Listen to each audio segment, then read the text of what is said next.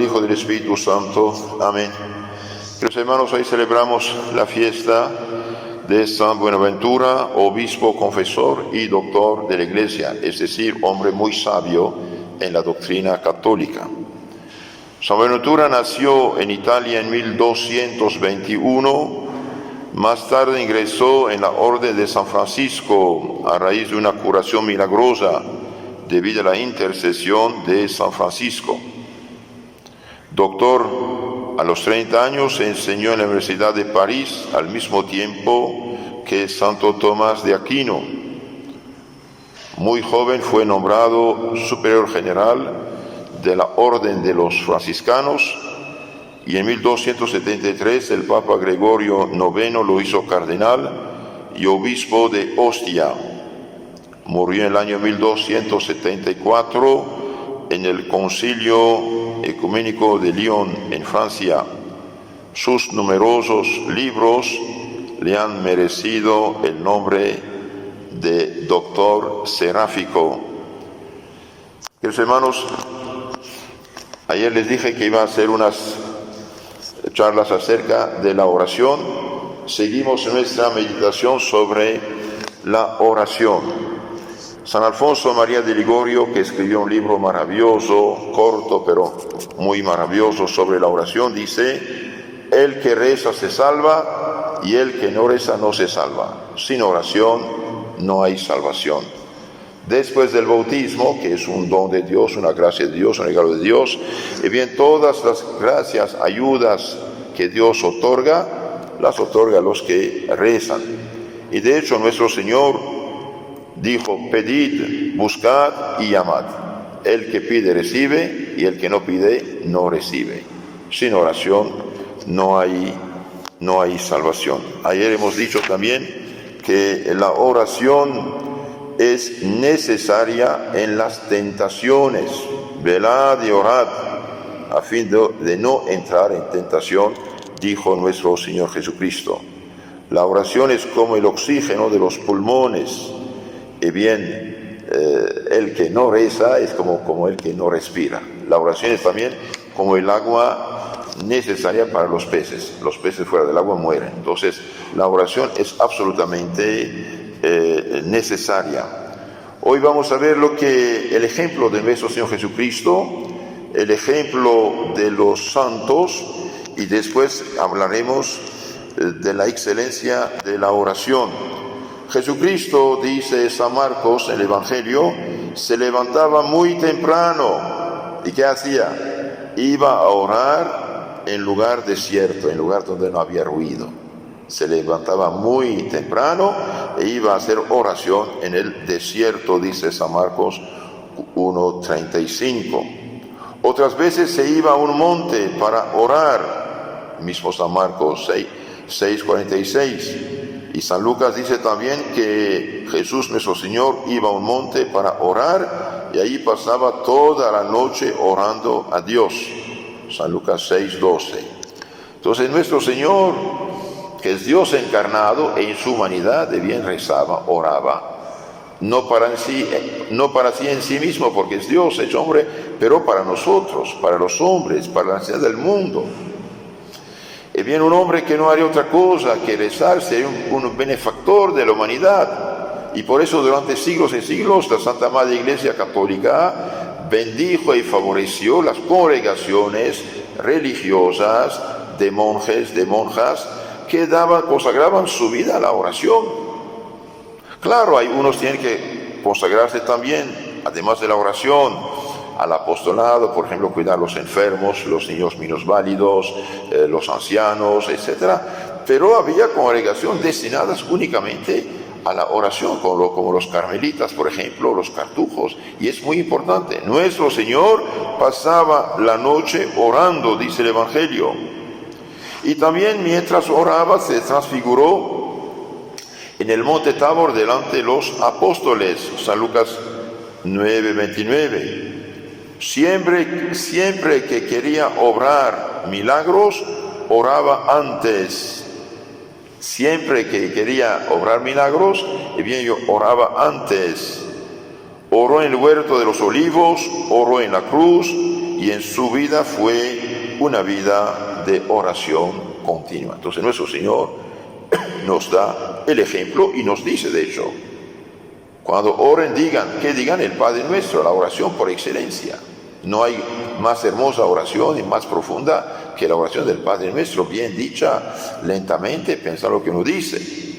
También vemos que los apóstoles rezaban también. Al ser Pedro arrojado en una cárcel y cargado de cadenas, bien, toda la iglesia de Jerusalén no cesaba de orar por él, dicen los Hechos de los Apóstoles 12:5, cuando el rey Herodes echó a San Pedro en la cárcel para hacerlo matar después de la Pascua. Bien, la iglesia, es decir, la comunidad de Jerusalén, día y noche rezaba por San Pedro. Y esta oración, bien, produjo un milagro. San Pedro estaba en la cárcel entre soldados encadenado, y bien, de noche le aparece un ángel, le dice: levántate, cálzate, vístate y sígame.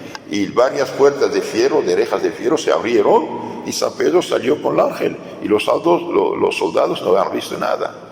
Y San Pedro se salvó de la muerte por la oración de los fieles de Jerusalén. Entonces, la oración es importante. También la oración se suma. Cuando hay varias personas que rezan, y bien, hay más poder en la oración.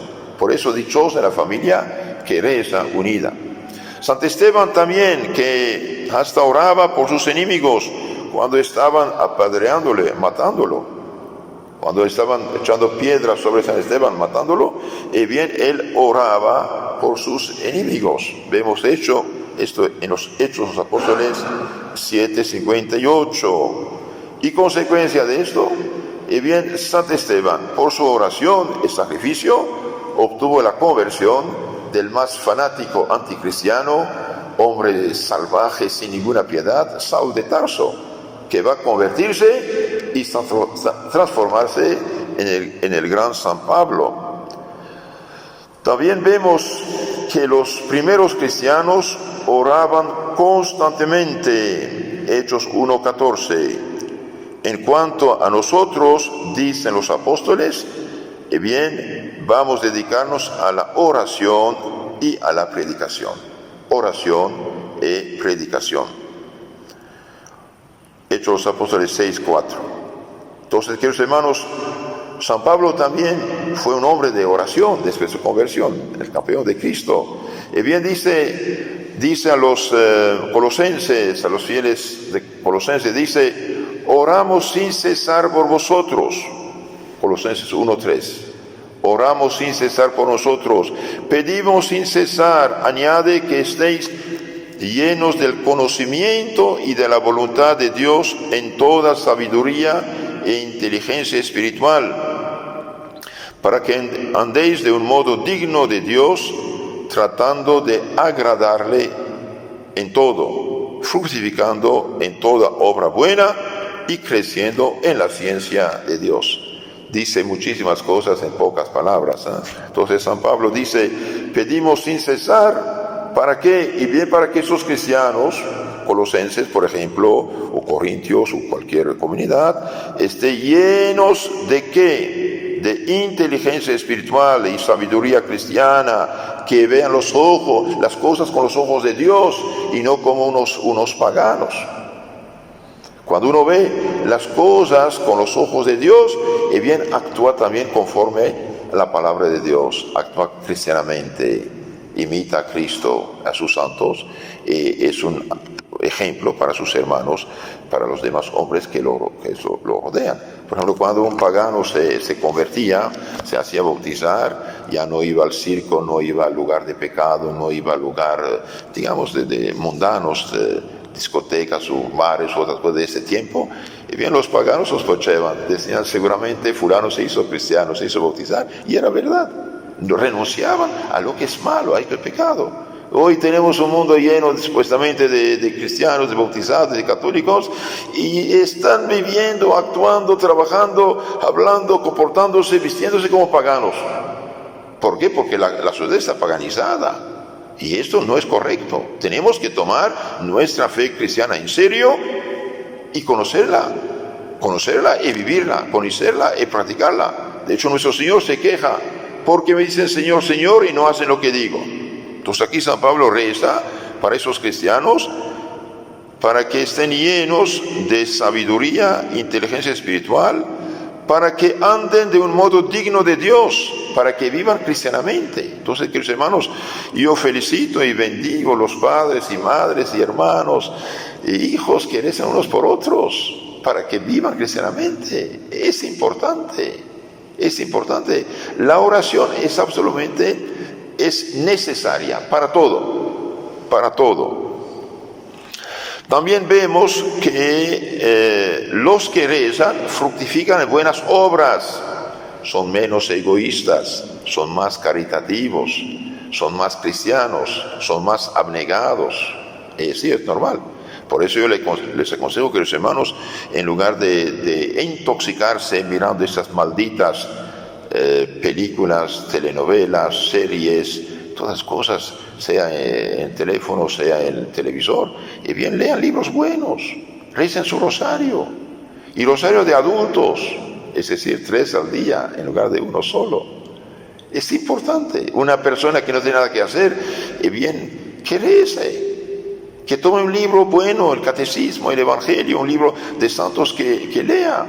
Cuando tiene unos centavos, en lugar de gastarlos en cositas, es bien que se compre un buen libro, que se forme buena biblioteca en su casa. ¿Por qué? Porque ahí deja modelos para sí, para las generaciones futuras. También vemos en la Biblia que todos los santos patriarcas y profetas y todos los santos de la antigua y nueva ley, bien, eran hombres de oración, eran hombres de oración. El rey Daud compuso unos 150 salmos, todos son oraciones. El profeta Daniel, a pesar de las prohibiciones del rey pagano, bien, hacía sus oraciones y los hacía públicamente. Oración. Sin oración no hay salvación. La oración, queridos hermanos, es algo excelente. Un diamante, mire esta reflexión hermosa de un santo, un diamante en manos del que no conoce su valor tiene tanto precio como en las manos de un lapidario que sabe apreciarlo, dijo San Jordán. Y de la misma manera, es tan excelente la oración en sí misma que tiene tanto valor en un ignorante como en un sabio. La oración es buena para todos, incluso para los que están en pecado. Los que están en pecado deben rezar. Hay veces gente tan ignorante que dice, pequé, entonces ¿para qué rezo? Una persona cae en un pozo profundo, no tiene que callarse, tiene que gritar, pedir socorro. La oración, al alcance de Dios, ayuda, y ayuda a la voluntad también a moverse al arrepentimiento, en la conversión. Sant Efrem de Siria, que fue también gran santo y hombre de oración, dice una litanía de calificativos positivos acerca de la oración. Dice, la oración es la custodia de la templanza, no cae en la gula, en la borrachera, etc. La oración es la custodia de la templanza, el freno de la ira, la reprensión de un alma orgullosa, el remedio contra el odio, la justa constitución de las leyes y de los derechos. Ojalá que los diputados antes de votar hicieran oración. La oración es el poder de los reinos, el trofeo y el estandarte de una guerra justa. La oración es la protectora de la paz, el sello de la virginidad, la fidelidad conyugal, el sostén de los viajeros, el guarda de los que duermen, la fertilidad para los labradores, la salvación de los navegantes, el abogado de los culpables, el consuelo de los afligidos, el regocijo de los que se alegran, el recurso de los que lloran y el buen fin de los moribundos. Casi una litanía, y bien sintetiza todo lo que dice el Evangelio acerca de la oración. No hay durante toda la vida del hombre tesoro comparable a la oración. Queridos hermanos, dice, la oración es sello de la virginidad y la fidelidad conyugal. Y bien, para no caer en pecados, es importante hacer oración, recibir los sacramentos y alejarse de las ocasiones del mal. No perdamos tiempo, la situación es complicada, la situación es difícil. Recemos para el Papa, para los obispos, para los jefes de Estado, de gobierno, para que Dios les dé sabiduría y fuerza para cumplir con sus deberes y sacar la sociedad de esta situación, de esta peste, de esta crisis. Y también para que Dios aleje de nosotros esta peste y todo lo que hay detrás de esto, no sé. Y bien, hace falta convertirnos. Oración sí, pero también conversión. Dejemos de pecar, dejemos de actuar mal, dejemos de ser flojos, orgullosos, perezosos, egoístas. Vivamos cristianamente. Y queridos hermanos, digo a los que nos escuchan de varios países de América Central y otros lugares también, yo sé que no tienen la Santa Misa, no tienen la confesión, no tienen los sacramentos. Y bien, hagan la comunión espiritual, es decir, Señor Jesús, yo quisiera recibirte, ven en mi corazón y agradecerle. Es verdad que no es igual que la comunión sacramental, pero algo se recibe, se hace acto de fe, acto de caridad. Y los que no pueden confesarse, les aconsejo hacer un buen examen de conciencia, ponerse de rodilla, de todo corazón, pedir perdón al Señor de sus pecados, con firme propósito de corregirse, de enmendarse, de no más pecar y de confesarse cuanto antes. Y bien, si esto hacemos, con la ayuda de Dios vamos a recibir muchas gracias y bendiciones. En nombre del Padre, del Hijo y del Espíritu Santo. Amén.